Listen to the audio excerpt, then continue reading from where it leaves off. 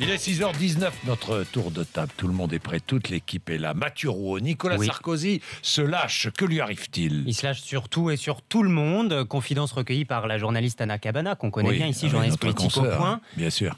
Nicolas Sarkozy sur Emmanuel Macron. C'est un peu un homme, un peu une femme. C'est la tendance du moment, androgyne. Ce qui plaît chez lui, c'est qu'on n'a pas à choisir. Sur Alain Juppé, c'est Chirac. Il veut être aimé. Quand on veut être aimé, on ne fait pas de politique.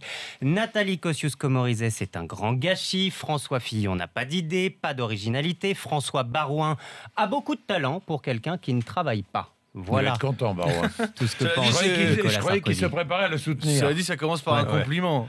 Oui, par rapport aux autres, je veux dire. C'est quand même lui qui prend la plus belle phrase. Et puis alors, rien à voir, mais autre sortie de Nicolas Sarkozy hier à l'occasion d'un déplacement chez un entrepreneur près de Lyon qui lui dit « C'est formidable en ce moment, je recrute beaucoup grâce au Bon Coin ». Et Nicolas Sarkozy qui lui répond « C'est quoi au fait ce Bon Coin ?» Non. Nicolas Sarkozy ne connaît pas le Bon Coin.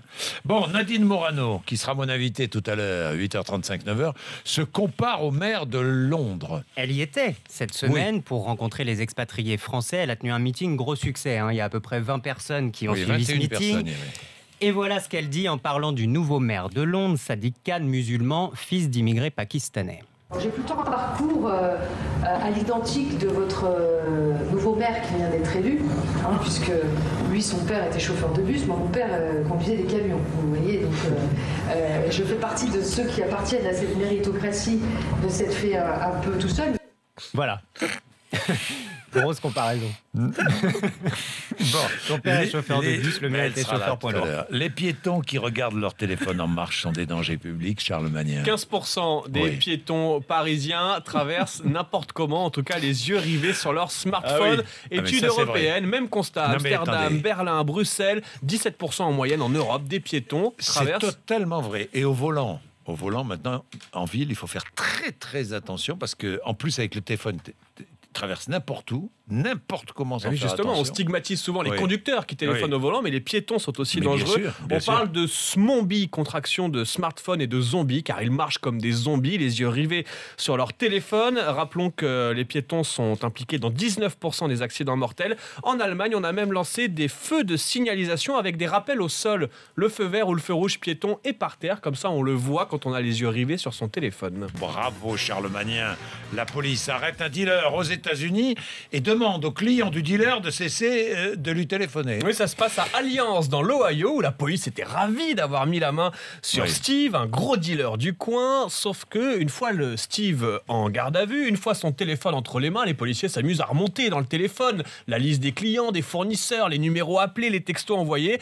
Mais impossible de travailler pour les policiers car le portable n'arrête pas de sonner, des SMS, des appels de clients en manque. La police a donc communiqué officiellement sur Facebook. Merci d'arrêter d'appeler Steve Notman sur son téléphone. Il est entre nos mains. Il est complètement à sec pour ce soir. Il n'y aura pas de réapprovisionnement. Et en plus, sa sonnerie est affreuse. Voilà le message de la police. Bon, qui a de l'humour, hein. La police de Alliance dans l'Ohio. Alliance dans l'Ohio. Le meurtrier de Trayvon Martin met aux enchères l'arme avec laquelle il l'a tué. C'est exactement cette histoire. Trayvon Martin, il avait 17 ans, il a été tué le 26 février 2012 par George Zimmerman. George Zimmerman qui a eu la délicieuse idée de mettre ce pistolet aux enchères en vente, mise à prix $5 000. Il décrit son arme comme légendaire. Il n'a pas du tout peur de la critique pour le coup, ni de passer pour ce qu'il est en l'occurrence. Il a fait juste graver cette citation Civis Pacem Parabellum, qui veut la paix prépare la guerre. On est sur un gros malin encore. Il a l'air malin. C'est un malin celui-là. À mon avis, l'Euro de foot va avoir des conséquences sur la libido. Oui, je vous le dis tout de suite. Les soirs de match, ça va être rideau selon ce sondage. Plus de la moitié des Français estiment que le foot n'est pas compatible avec le sexe. C'est comme ça. Sauf qu'il y a quand même des petits malins qui s'arrangent. C'est pas la vie de Valbuena et Benzema, je crois. 57% des hommes arrivent quand même à faire les deux pendant la mi-temps ou alors à la troisième mi-temps. Puis il y a aussi les femmes. Ça dure 15 minutes la mi-temps.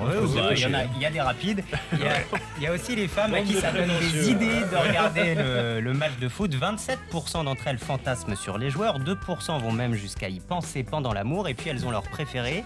Olivier Giroud en 1, Antoine J'ai compris Griezmann pourquoi il était en 2, sélectionné. Bah oui, il faut satisfaire tous les et publics. puis Hugo Lloris Ah bon? pour compléter le podium. Qu'est-ce que vous en pensez? Ah, un beau dégagement de Lloris, moi ça me fait des choses. Une belle manchette de Lloris, moi ça me stimule. Ouais, qu'est-ce que vous en pensez? On va demander aux auditrices et aux téléspectatrices RMC Découverte, ou aux auditeurs d'ailleurs, oui.